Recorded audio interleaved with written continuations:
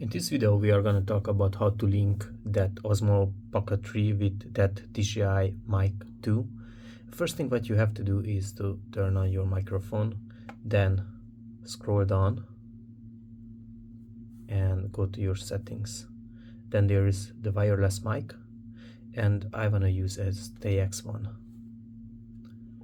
And over here it says then you have to press the record button until the indicator turns to solid blue.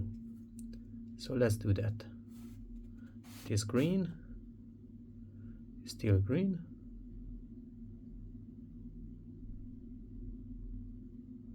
Okay, let's try again.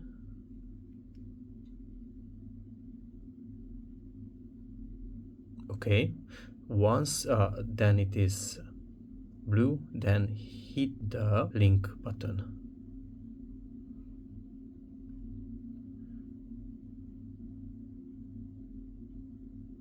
So it should start blinking.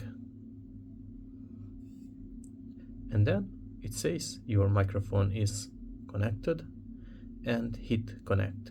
And as you see, like, it is giving you an estimation that I can record 12 hours and it is 100% charged. If you think this video was helpful, don't forget to hit the like button and leave your comments below. Thank you very much.